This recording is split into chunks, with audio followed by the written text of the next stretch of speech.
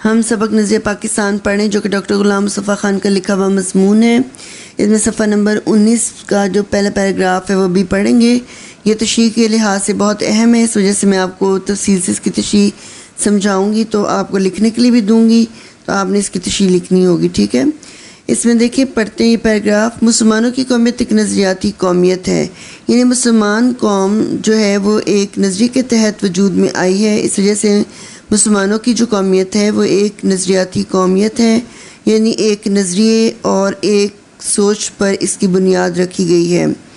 تو جو لا الہ الا اللہ پر قائم ہے، یعنی مسلمانوں کی قومیت کی بنیاد جو ہے وہ ایک مذہب پر رکھی گئی ہے۔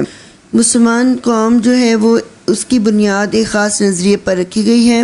یعنی مسلمان جو ہے وہ تمام مسلمان ایک مذہب کو ماننے کی وجہ سے وہ ایک قوم کہلاتے ہیں، اور جب وہ دائرہ یعنی لا الہ الا اللہ پڑھتے ہیں اور وہ دائرہ اسلام میں داخل ہوتے ہیں تو وہ ایک قوم بن جاتے ہیں۔ تو مسلمانوں کے درمیان یہ قوت بھائی چارے کا رشتہ اللہ تعالیٰ نے قائم کیا ہے۔ اللہ تعالیٰ نے قرآن پاک میں اللہ تعالیٰ نے ارشاد فرمایا ہے، انما المؤمنون اخوۃ، تمام مسلمان یہ تمام مومن آپس میں بھائی بھائی ہیں۔ اور رسول پاک صلی اللہ علیہ وسلم نے بھی جو ہمیں اسلامی تصور ملت دیا ہے وہ اس کی بنیاد بھی مذہب پر رکھی گئی ہے۔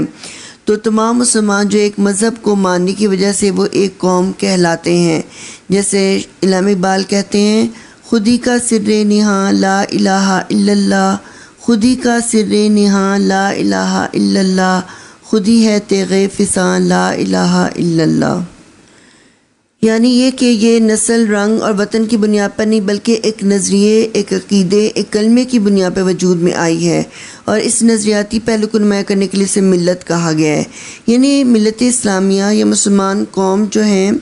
ان کی بنیاد جو ہے وہ رنگ و نسل یا وطن پہ نہیں رکھی گئی، بلکہ ایک نظریے اور ایک عقیدے اور ایک کلمے کی بنیاد پر یہ وجود میں آئی ہے۔ یعنی ایک کلمہ پڑھنے کی وجہ سے تمام کلمہ گو مسلمان جو ہے قوم بن گئے ہیں، اور ایک عقیدے کو ماننے کی وجہ سے تمام مسلمان ایک قوم کہلاتے ہیں۔ یعنی مسلمانوں کی بنیادی عقائد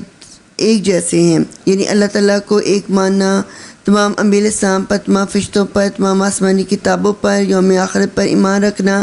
یہ تمام بنیادی نظریات مسلمانوں کے ایک جیسے ہیں، جس کی وجہ سے وہ مسلمان ان نظریات کی وجہ سے ایک قوم بن گئے ہیں۔ تو ان کے درمیان کوئی رنگ و نسل کا فرق نہیں ہے، کیونکہ اسلام نے ان کے درمیان تمام امتیازات کو مٹا کر انہیں ایک قوم بنا دیا ہے، اور وہ ایک ملت کہلاتے جسے ملت اسلامیہ کہا گیا ہے۔ تو مسلمانوں کی بنیاد جو ہے وہ ایک مذہب پہ رکھی گئی ہے، جیسے شاعر کہتے، قوم مذہب سے ہے مذہب جو نہیں تم بھی نہیں،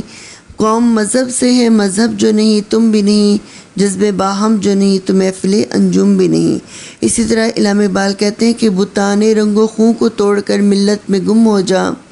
بتان رنگ و خوں کو توڑ کر ملت میں گم ہو جا، نہ تو رانی رہے نہ ایرانی نہ افغانی۔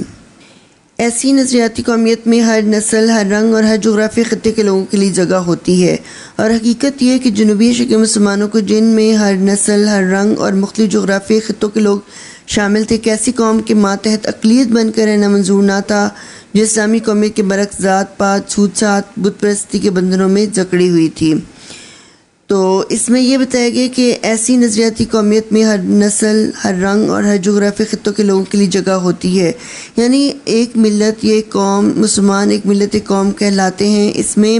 ایسی جو نظریاتی قومیت جس کی بنیاد ایک نظریے پہ رکھی گئی ہوتی ہے، اس میں ہر طرح کے، ہر رنگ و نسل کے جغرافی خطوں کے لوگوں کے لیے جگہ ہوتی ہے۔ بر صغیر میں جو مسلمان رہتے تھے ان میں چونکہ ہر رنگ و نسل اور مختلف جغرافی خطوں کے لوگ شامل تھے، کیونکہ پہلے تو ہندوستان میں مسلمان نہیں تھے اور صرف یہاں پہ ہندو رہا کرتے تھے، لیکن مسلمان جو تھے وہ باہر کے ممالک سے آ کر یہاں پر آباد ہوئے تھے۔ پہلے 623 میں امیر تیمور آیا، پھر 712 میں محمد بن قاسم جو تھا وہ عرب سے آیا، اسی طرح 1526 میں ظہیر الدین بابر آیا۔ تو اس طرح سے مختلف خطوں سے مسلمان جو تھے وہ ہندوستان میں آ کر آباد ہوئے، مختلف ممالک سے ان کا تعلق تھا اور مختلف زبانیں وہ بولتے تھے، اور ان کے رنگ و نسل میں بھی فرق پایا جاتا تھا۔ تو لیکن وہ ایک کیونکہ مذہب کو ماننے کی وجہ سے وہ ایک قوم کہلاتے تھے، اس وجہ سے ہندوستان میں رہنے والے تمام مسلمان، چاہے ان کے رنگ و نسل میں فرق پایا جاتا تھا، وہ تمام جو تھے مسلمان قوم کہلاتے تھے۔ تو مسلمانوں کی اپنی یعنی قوم کی حیثیت سے ان کی اپنی الگ پہچان تھی، ایک الگ تشخص تھا ان کا۔ تو وہ ایک ایسی قوم کے ساتھ اقلیت بن کے نہیں رہ سکتے تھے جو کہ ہندو قوم تھی، جو ذات پات میں بٹی ہوئی تھی، چھوت چھات یعنی ناپاکی اور بت پرستی کے بندنوں میں جکڑی تھی بندھی ہوئی تھی۔ کیونکہ آپ کو معلوم ہے کہ ہندو جو ہیں ان کا مذہب مسلمانوں سے مختلف تھا، وہ بتوں کی پوجا کرتے تھے اور وہ ذات پات پہ یقین رکھتے تھے، یعنی ان کی مختلف 4 ذاتیں تھیں۔ سب سے جو بڑی ذات تھی وہ برہمن تھی جو کہ مذہبی امور انجام دیتی تھی۔ اس کے بعد پھر جو تھے ان کی دیش تھے، اس کے بعد پھر خشتری تھے جو کہ سیاست یا افواج وغیرہ میں ہوتے تھے، اور شودر تھے جو زیادہ تر مزدور اور اس طرح کے یعنی کام کرتے تھے۔ تو یہ مختلف 4 ذاتوں میں بٹے ہوئے تھے، اور پھر ان میں بہت زیادہ فرق پایا جاتا تھا۔ جو اونچی ذات والے ہندو تھے وہ برہمن کہلاتے تھے، اور شودر جو کہ ان کے ذمہ معمولی کام لگائے جاتے تھے، جیسے محنت مزدوری کرنا، صفائی وغیرہ کرنا، اس طرح کے کام ان سے لیے جاتے تھے۔ اور پھر شودر اگر کسی برہمن کو چھو بھی دیتا غلطی سے تو پھر وہ اپنے آپ کو ناپاک تصور کرتا تھا۔ یعنی اس طرح کی قوم جو کہ ذات پات میں بٹی ہوئی تھی، چھوت چھات کے چکر میں پڑی ہوئی تھی، بتوں کی پوجا کرتی تھی، تو ایسی قوم کے ساتھ مسلمان جو تھے وہ نہیں رہ سکتے تھے، وہ بھی اقلیت بن کے نہیں رہ سکتے تھے، کیونکہ ظاہر ہے کہ ہندوؤں کی اکثریت تھی، مسلمان جو تھے وہ کم تعداد میں تھے، تو اس طرح وہ ان کے ساتھ اگر رہتے تو وہ اقلیت بن کے رہتے، ان کی کوئی حیثیت نہ ہوتی۔ چنانچہ انہوں نے اپنی جداگانہ قومیت یعنی اسلامی قومی کی بنیاد پر اپنے لیے ایک جدا وطن کا مطالبہ کیا، اور چونکہ مسلمان جو تھے وہ ہندوؤں سے الگ قوم تھے، اور اسی وجہ سے انہوں نے اپنی اسلامی قومیت کی بنیاد پر اپنے لیے ایک الگ وطن کا مطالبہ پیش کیا، جس میں وہ اپنے عقیدے، اپنے نظریہ زندگی، اپنی طرز معاشرے کے مطابق زندگی بسر کر سکے، اور ایک مسلمان کی حیثیت سے دور جدید کے چیلنج کا مقابلہ کر کے اپنے مستقبل کو سنوار سکے۔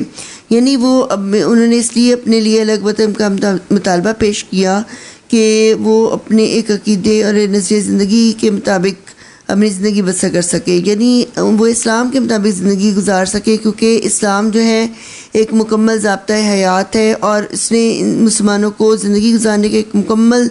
طریقہ سکھا دیا ہے۔ تو مسلمان جو تھے وہ اسلام کے مطابق زندگی گزارنا چاہتے تھے، اس وجہ سے انہیں ایک آزاد ملک کی ضرورت تھی جہاں پہ وہ اسلام کے مطابق اپنی زندگیاں گزار سکیں، اور پھر نہ صرف وہ اپنی یعنی اسلام کے مطابق زندگی گزاریں بلکہ وہ جدید تعلیم حاصل کر کے جو ہے وہ جدید دور کے تقاضوں کو بھی پورا کریں اور ترقی کی راہ پر بھی گامزن ہو۔